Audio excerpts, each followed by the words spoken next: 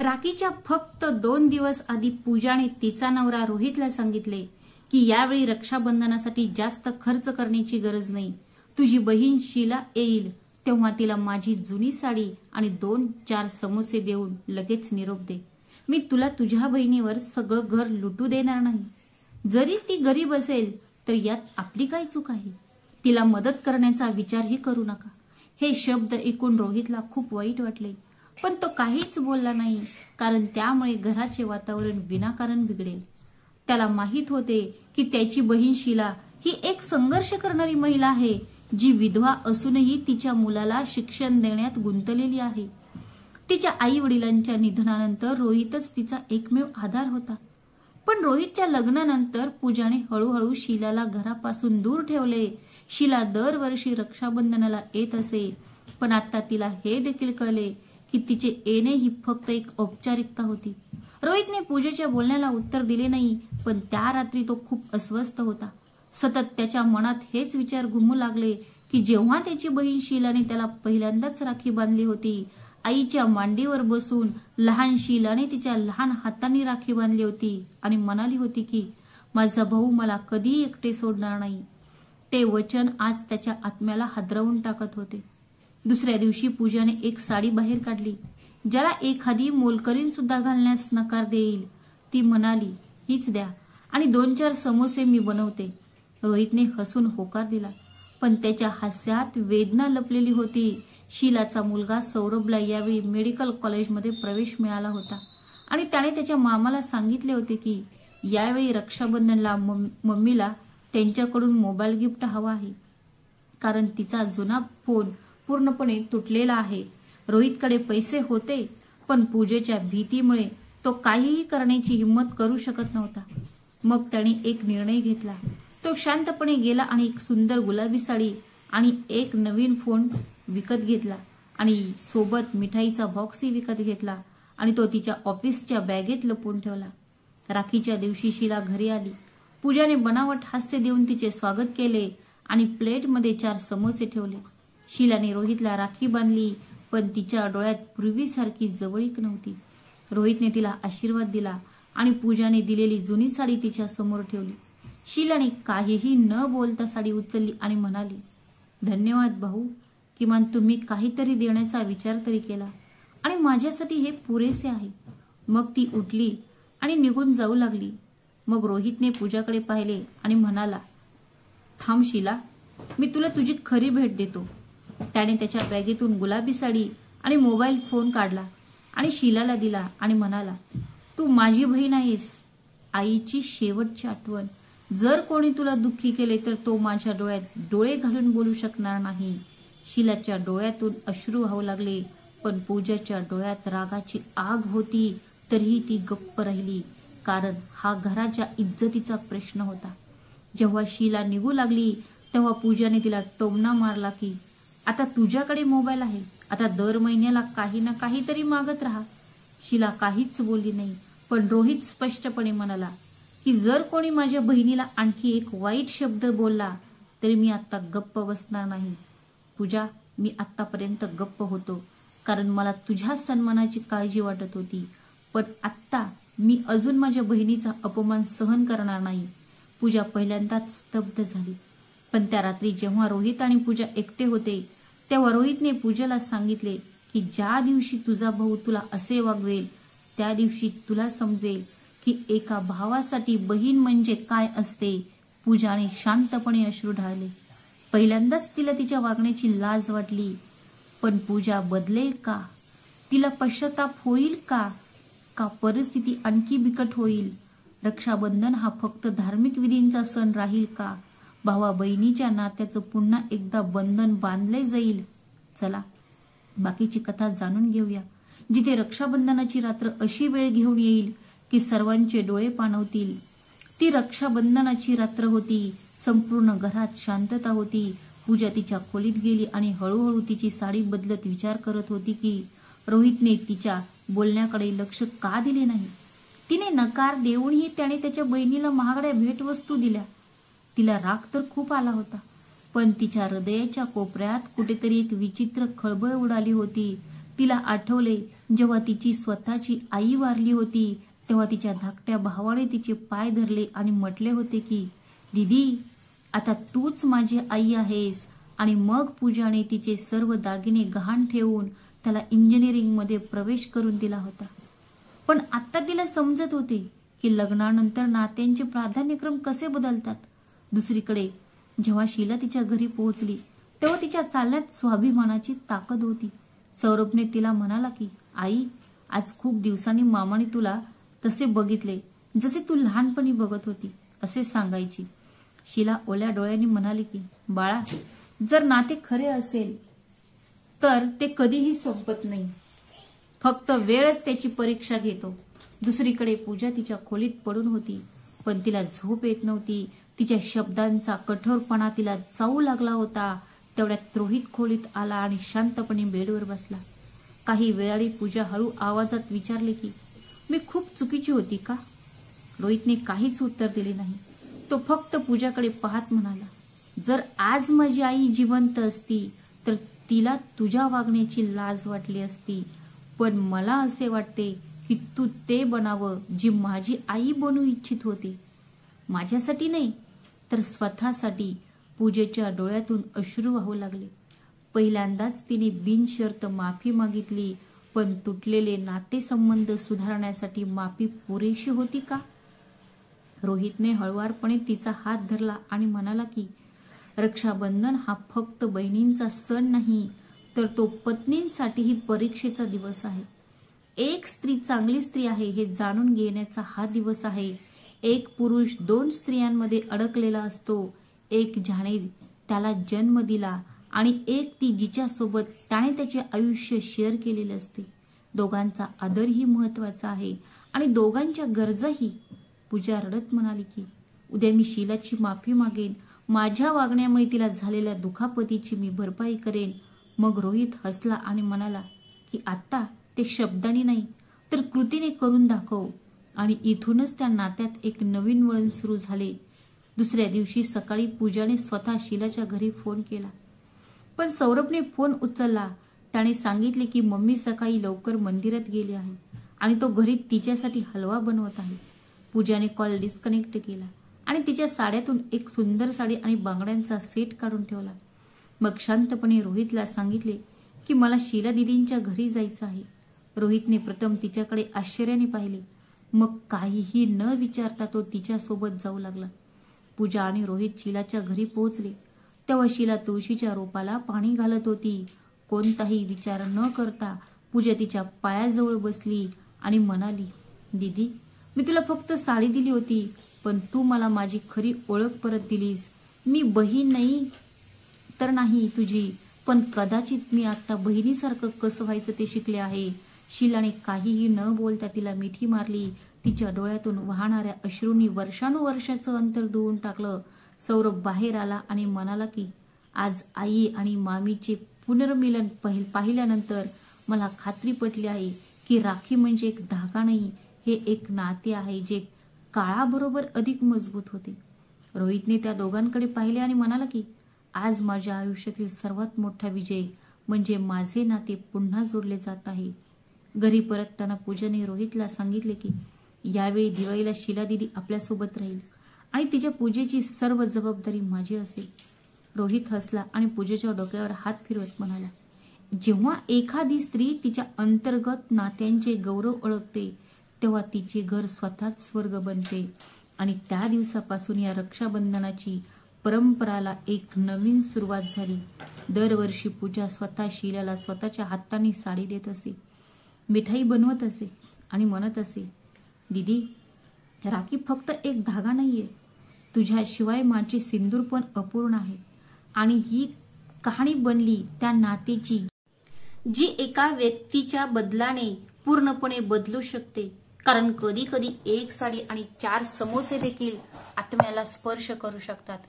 जर त्यामागे खरी भावना, स्वाभिमान आणि नातेसंबंध मजबूत करण्याची इच्छा असेल, रक्षाबंधनानंतरचा तो आठवडा संपूर्ण कुटुंबासाठी एक नवीन पर्व घेऊन आला असे वाटत होते.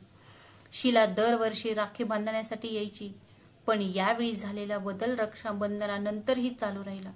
जणू पूजामध्ये एक क्रांती आली होती. आता ती फक्त पूर्वीसारखी सासू, सून किंवा पत्नी नव्हती, तर आता ती नातेसंबंध जपणारी एक समजूतदार स्त्री बनली होती. आता ती प्रत्येक लहान मोठ्या गोष्टीत शीलाचे नाव घेत असे. कधी ती म्हणायची की दीदीला गोड पदार्थ आवडतात, कधी ती म्हणायची की दीदीचा मुलगा सौरभ याला कॉलेजसाठी काहीतरी द्यायला हवे. हा बदल पाहून रोहित शांतपणे हसायचा आणि मनातल्या मनात देवाचे आभार मानायचा की त्याच्या पत्नीला नात्यांचे खरे महत्त्व समजले आहे.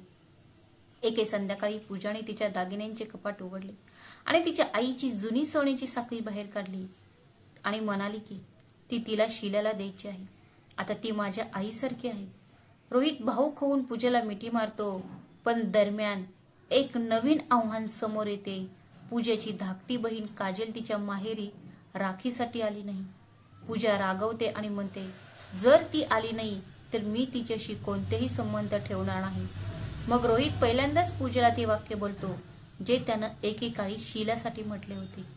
जेव्हा एखाद्या बहिणीबद्दल काही तक्रार असते तेव्हा उत्तर नाते तोडून नाही तर तिला समजावून सांगून दिले पाहिजे. पूजा गप्प बसते. तिला समजावले होते की कधी शीलाने जी परीक्षा दिली होती तीच परीक्षा तिच्या सुद्धा वाट्याला आली आहे. ती काजलला फोन करते आणि असे विचारते की ती का नाही आली. तेव्हा तिला कळते की काजलच्या नवऱ्याला ऑफिसमधून सुट्टी मिळाली नाही आणि ती एकटी यायला घाबरत होती.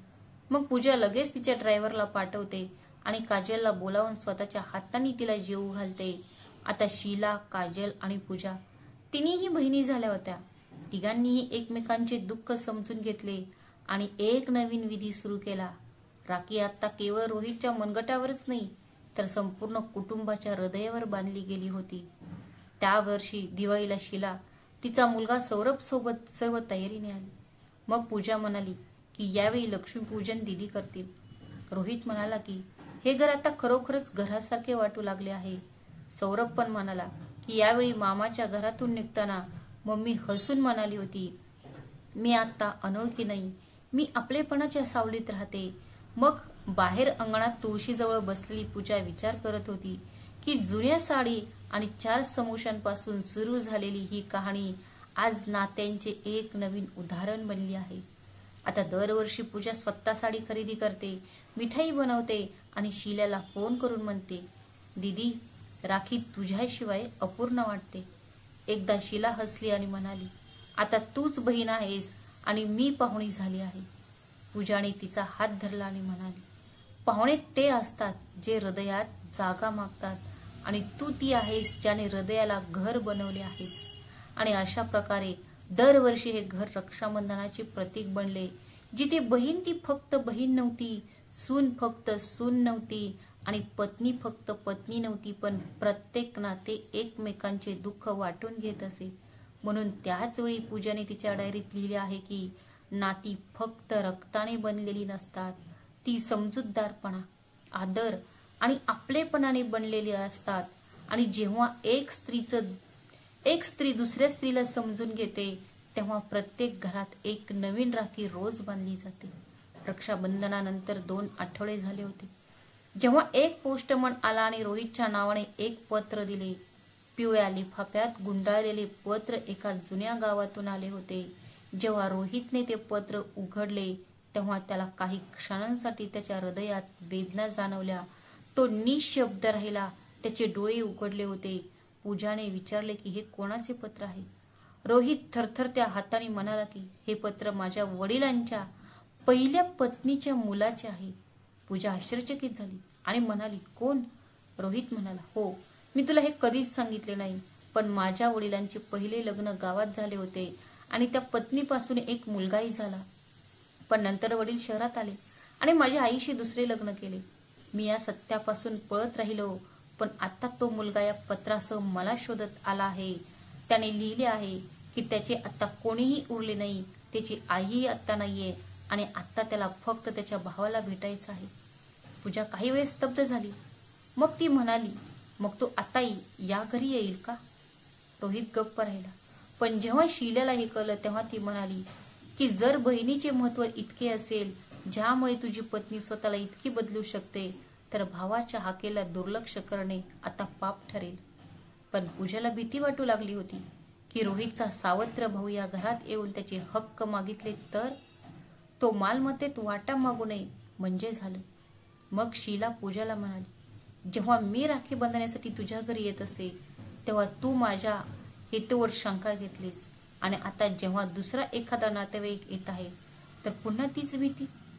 प्रत्येक स्त्रीला असे वाटते की का जो कोणी अनोळखी येईल तो फक्त काही हिसकावून नेण्यासाठी येईल. पूजाने मान खाली केली. मग रोहित म्हणाला, मी माझ्या भावाला भेटायला गावी जाईल आणि तो कोणत्या अवस्थेत आहे ते पाहिल. मग तो गावी गेला. गावी जाऊन पाहिले तर त्याचा सावत्र भाऊ रमेश एका तुटलेल्या झोपडीत आजारी पडला होता. त्याच्या डोळ्यात कोणतीही तक्रार नव्हती, फक्त एक प्रेमळ हास्य होते, जणू तो अनोळखी भाऊ नसून वर्षानुवर्ष त्याच्यासोबत असलेला त्याचा सक्का भाऊच आहे. रोहितने त्याला मिठी मारली आणि म्हणाला की आता तू एकटा नाहीस, आता तू माझ्यासोबत राहशील. रमेशने नकार दिला. तो म्हणाला की मला काहीही नको दादा, मला फक्त थोडा राखीचा हक्क पाहिजे होता. रोहितचे डोळे ओले झाले. तो म्हणाला की तू माझ्याकडून कधीही काही मागितले नाहीस आणि मीही तुला कधीही काही दिले नाही, म्हणून आज मी एक नाते तुझ्याशी जोडणार आहे असे म्हणत त्याने खिशातून एक धागा काढला आणि त्याच्या भावाच्या मनगटावर बांधला. रोहित नंतर त्याला त्याच्या घरी घेऊन आला. पण आता खरी परीक्षा पूजेची होती. रमेश घरी आल्यावर पूजाने त्याच्याकडे पाहिले आणि क्षणभर काहीच बोलली नाही. मग तिने स्वयंपाकघरातून एक ताट आणले, त्यात दिवा लावला आणि आरती करताना म्हणाली की या घरात येणाऱ्या प्रत्येक भावाचे स्वागत केले जाईल, मग तो रक्ताचा असो किंवा नशिबाचा असो. आता मी एक बहीण, एक पत्नी, एक सून आणि एक दिवस आई देखील होईन आणि जी स्त्री नातेसंबंधांना आपले बनवते तिला घाबरण्याची गरज नाही. शीलाने पूजाला मिठी मारली आणि म्हणाली, आता तू खरोखर या घराची शान आहेस. मग रमेश पूजाला म्हणाला की वहिनी, मी येताना काहीही आणू शकलो नाही, पण हे पत्र जे आईचे शेवटचे स्मृतिचिन्ह आहे, ज्यामध्ये तिने तुला तिची सून समजून आशीर्वाद पाठवले होते. पूजाने कपाळावर पत्र स्पर्श केला आणि म्हणाले की आता मला काहीही नको आहे. माझ्या घरात आता कोणीही अनोळखी नाही आणि त्या दिवशी एक नवीन रक्षाबंधन जन्माला आले, जिथे एका सावत्र भावाला हक्क न मागता नाते मिळाले आणि एका महिलेला सर्व नात्यांना स्वीकारून तिचे स्त्रीत्व पूर्ण केले. काही काळ निघून गेला. शीलाचा मुलगा सौरभने शिक्षण पूर्ण करताच जेव्हा तो डॉक्टर झाला आणि पहिल्यांदाच मामा रोहित आणि मामी पूजा यांचे आशीर्वाद घेतले, तेव्हा रोहितचे डोळे अभिमानाने चमकत होते आणि पूजाच्या चेहऱ्यावर आईसारखे समाधान होते. आता सौरभच्या लग्नाबद्दल चर्चा सुरू होती आणि शीलाला तिच्या मामा आणि मामीशी सल्लामसलत केल्याशिवाय कोणताही निर्णय घेऊ नये अशी इच्छा होती. पूजाला हे सर्व चांगले वाटत होते, पण तिला माहीत नव्हते की हे लग्न त्यांच्या घरात इतके वादळ मोठे आणेल की ते जुन्या जखमा पुन्हा नव्याने उकरून काढेल. सौरभला दृष्टी नावाची एक मुलगी आवडायची, जी एक स्वतंत्र विचारसरणीची, स्वावलंबी आणि स्पष्ट वक्ता होती. ती परदेशात वाढली होती, पण तिचे संस्कार खोलवर होते. जेव्हा दृष्टी पूजेला पहिल्यांदा भेटली तेव्हा ती म्हणाली की मला नाते कसे टिकवायचे हे माहीत आहे, पण न झुकता. मग पूजा हसत म्हणाली की नातं वाकून किंवा वाकून टिकत नाही, तर एकमेकाला समजून घेऊन टिकतं. दृष्टी हलकीच हसली, पण ते हसणे पूजाला टोचलं. जणू काही एक अव्यक्त भीती तिला त्रास देत होती. खरं तर पूजाला तिच्या बहिणीची म्हणजे तिच्या भावाच्या बायकोची आठवण येत होती. तोच स्वावलंबन, तीच बोलण्याची पद्धत, तेच हास्य, ज्यात आपला मुद्दा कसा बरोबर आहे हे सिद्ध करण्याची धडपड दिसत होती. पूजाला वाटले की सौरभची ही आवड तिच्या भाच्याला तिच्यापासून वेगळी करू शकते. पण रोहित म्हणाला की प्रत्येक पिढी स्वतःचे नाते स्वतः निवडते. जर दृष्टी ही सौरभची निवड असेल तर आपण ती स्वीकारली पाहिजे. शीलालाही सौरभ आनंदी हवा होता, पण पूजाचा चेहरा अधूनमधून बदलत असे. कधी कधी ती म्हणायची की तिला दृष्टीला नमस्कारही करायचा कळत नाही. कधी कधी ती म्हणायची की ही मुलगी साडी घालत नाही. सुनबाई अशाच बनल्या जातात का? मग सौरभ नम्रपणे म्हणाला की मामी, दृष्टीला तुम्ही शिकवा, ती नक्की शिकेल, पण तिला तुम्ही घाबरू नका. तिच्यात आईचे प्रेम लपलेले आहे. पूजा शांत व्हायची, पण तिच्या मनात तिला तिचे जुने अनुभव आठवायचे जे त्रासदायक होते. मग लग्नाची तारीख निश्चित झाली. सगळं काही व्यवस्थित चाललं होतं, पण लग्नाच्या 2 दिवस आधी पूजाने सौरभला एकटे बोलावलं आणि म्हणाली, बाळा, पुन्हा विचार कर. मला भीती वाटते की दृष्टी हे घर बांधू शकणार नाही. ते सगळं ठीक आहे, पण सगळं माझ्यासारखं तिच्यात सहन करण्याची धीरोदत्तता नाहीये. मग सौरभने दिलेल्या उत्तराने पूजाला धक्का बसला. सौरभ म्हणाला की, मामी, जेव्हा तू आईला साडी आणि 4 समोसे दिलेस तेव्हा तुझ्यातही ते सहन करण्याची धीरोदत्तता नव्हती, पण तू बदललीस ना. जर तू बदलू शकतेस तर दृष्टी का नाही? तिलाही स्वीकारा. मग बघा ती तुम्हाला आईपेक्षाही जास्त कसे स्वीकारते. आणि त्या रात्री पूजा पहिल्यांदाच तिच्या असुरक्षिततेला हरवून टाकते. दुसऱ्या दिवशी जेव्हा दृष्टी हळदी लावते तेव्हा पूजा स्वतः तिच्याकडे जाते आणि म्हणते की, या घरात सून म्हणून नाही तर मुलगी म्हणून ये. मी तुला तुझी सासू म्हणून नाही तर तुझी मामी म्हणून स्वीकारेन. दृष्टी ओल्या डोळ्यांनी म्हणाली, मामी आई लहानपणीच निघून गेली. आता मला समजले आहे की मामी आणि आईमध्ये काही अक्षरांचा फरक असतो, पण भावनांचा नाही. लग्न झाले, संपूर्ण घरात आनंदाचा वर्षाव झाला, पण पूजा तिच्या डोळ्यातील चमक केवळ एखाद्या घटनेमुळे नव्हती, तर ती एका अंतहीन परीक्षेतून उत्तीर्ण होण्याची चमक होती. कारण प्रत्येक नात्याने तिची परीक्षा घेतली आणि तिने प्रत्येक वेळी तिच्या आतल्या स्त्रीला जिंकू दिले. त्या दिवशी पूजाने तिच्या डायरीत लिहिले की, मी फक्त एक सून नाहीये, मामी नाही, फक्त बायको नाहीये. मी ती स्त्री आहे जी प्रत्येक वेळी तुटली, जळली, भटकली, पण प्रत्येक राखेतून नवीन राखी म्हणून उठली. आणि जेव्हा एखादी स्त्री तिच्या आतली आई, बहीण, सासू, मामी एकत्र बनून जगते, तेव्हा प्रत्येक रक्षाबंधन तिचे स्वतःचे रक्षण बनते. लग्नानंतर सर्व काही सोपे आणि सुंदर दिसत होतं.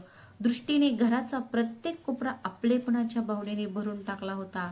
पूजा आता तिला सूनबाई म्हणायची नाही तर मुलगी म्हणायची. शीला दररोज म्हणायची की दृष्टी माझ्या मुलाची नाही तर माझ्या मनाची निवड झाली आहे. सौरभ आता त्यांच्या कामात व्यस्त होता, पण दृष्टी घराची इतकी चांगली काळजी घेत होती की पूजाला जणू तिचे स्वतःचे प्रतिबिंब नवीन पिढीत आली आहे असे वाटायचे. पण प्रत्येक आनंदामागे एक सावली फिरत असते. तशीच एके दिवशी पूजा दृष्टीचे कपाट साफ करत असताना त्यातून एक जुना फोटो पडला, ज्यामध्ये दृष्टी एका तरुणासोबत हसत होती. तिच्या हातात त्याचे हात होते आणि डोळ्यात असे भाव होते जे दुर्लक्षित करता येत नव्हते. पूजाला धक्का बसला आणि ती घाबरली, पण सर्वात मोठी भीती होती की ही आणखी एक फसवणूक असेल का, आणखी एक खोटे. तिने फोटो उचलला आणि शांतपणे होतं त्या जागेवर ठेवला. पण तिच्या मनात एक वादळ येऊ लागले. संध्याकाळी जेव्हा दृष्टी थकून परतली तेव्हा पूजाने तिला जेवण देताना तोच फोटो तिच्याकडे सरकवला आणि काहीही बोलली नाही. दृष्टीने फोटो पाहताच तिचा चेहरा फिकट पडला, तिचे हात थरथरायला लागले आणि तिचे डोळे अश्रूंनी भरले. पूजाने विचारले, हा कोण आहे? दृष्टी गप्प राहिली. काही क्षणांनी ती म्हणाली की, मामी, हा माझा भाऊ आहे, सावत्र भाऊ, ज्याने मला लहानपणी आईसारखे वाढवले. पण मी कॉलेजमध्ये असताना तो माझ्या जीवनाचे स्वतःहून काही निर्णय घेऊ लागला. मला वाटले की तो माझ्या आयुष्यावर त्याचा अधिकार गाजवू लागला आहे. मग एके दिवशी त्याने सांगितले की मी तुझे लग्न ठरवले आहे. मी विरोध केला आणि घर सोडले. ती माझ्या राखीचे मनगट होते, पण ते नाते बांधण्याऐवजी तो माझे पंख कापू इच्छित होता. म्हणूनच मी निघून जाणेच बरे मानले. पण आजही मला प्रत्येक रक्षाबंधनाला त्याची आठवण येते. पूजेच्या डोळ्यात एक वेगळ्याच प्रकारची वेदना तळू लागली, जणू काही भूतकाळ तिचा पाठलाग करत होता. तिने हळुवारपणे विचारले की, तिला अजूनही त्याला भेटण्याची इच्छा आहे का? दृष्टी म्हणाली, हो, खूप. पण मला भीती वाटते की तो अजूनही तोच अधिकार दाखवेल जे त्याने आधी व्यक्त केले होते. पूजाने तिचा हात धरला आणि म्हणाले की, नाती भीतीने नाही तर समजून घेऊन टिकवली जातात. जेव्हा एखादी स्त्री तिच्या आतील वेदना ओळखते तेव्हा तिच्यात कोणत्याही नात्याला बरे करण्याची शक्ती असते. दुसऱ्या दिवशी पूजा स्वतः दृष्टीला तिच्या सावत्र भावाकडे घेऊन गेली. आता तो साधे जीवन जगत होता, पण दृष्टीला पाहून त्याचे डोळे अश्रूंनी भरले. तो म्हणाला की, तू आलीस? मला वाटले होते की तू पुन्हा कधीच येणार नाहीस. दृष्टी गप्प राहिली. मग पूजाने मध्येच अडवून म्हटले की भाऊ, तुमची बहीण आता फक्त मुलगी नाहीये, ती एक सूनही आहे आणि तिला असे वाटते की तुम्ही पुन्हा तिच्या राखीचे मनगट बनावे. पण यावेळी कोणताही अधिकार न दाखवता फक्त प्रेमाने. मग दृष्टीने शांतपणे राखीचा धागा त्याच्याकडे केला आणि पहिल्यांदाच दोन्ही भावंडे न बोलता एकमेकांची माफी मागत राहिले. परत येताना पूजेच्या डोळ्यात समाधान होते. जणू काही तिने नुकतीच एका सुनेला नाही तर तिने एका बहिणीला सुद्धा तिच्या भावाशी पुन्हा जोडलं आहे. घरी परतल्यानंतर रोहितने विचारलं की कुठे गेली होती. पूजा म्हणाली की ती राखी बांधायला गेली होती, पण यावेळी दुसऱ्या कोणाकडे तरी. कारण जोपर्यंत दुसऱ्या कोणाची राखी बांधली जात नाही तोपर्यंत नात्याचे रक्षण अपूर्ण राहते. आणि त्या रात्री पूजाने तिच्या डायरीत लिहिले आहे की नातींची सर्वात मोठी परीक्षा ही नसते जेव्हा सर्व काही तुटते, तर तेव्हा असते जेव्हा आपण तुटलेली नाती दुरुस्त करण्याचे धाडस करतो आणि एका सून तिच्या भूतकाळाला घाबरण्याऐवजी त्याला सामोरे जाते. आणि तेव्हा ती त्या घराची सून नाही तर मुलगी बनते. आणि मग रक्षाबंधन फक्त एक सणच नाही तर संपूर्ण आयुष्याची भावना बनते. उत्सवाचा काळ पुन्हा परतला होता. घरात रक्षाबंधनाची तयारी सुरू होती. दृष्टीने पूजेसाठी एक सुंदर साडी खरेदी केली होती. मग शीलाने सांगितले की यावेळी राखी थोडी वेगळी असेल, कारण पहिल्यांदाच ती तिच्या मुला आणि सुनेसोबत एका पूर्ण कुटुंबात साजरे करत होती. पूजेला वर्षानुवर्ष जसे हवे होते तसे सर्व काही होते. कुटुंब एकत्र बसून हसत होते आणि बोलत होते. स्वयंपाकघरात भांडी वाजत होती, मिठाईचा वास होता आणि नात्यांचे बंधन होतं. पण या सगळ्यात पूजाला बऱ्याच दिवसांपासून बरं वाटत नव्हतं. तिला अनेकदा चक्कर येत होती, तिचे हात थरथरत होते आणि तिचे डोके जड होत होते. रोहित अनेकदा म्हणाला की चल डॉक्टरकडे जाऊया, पण पूजा नेहमीच ती पुढे ढकलत असे.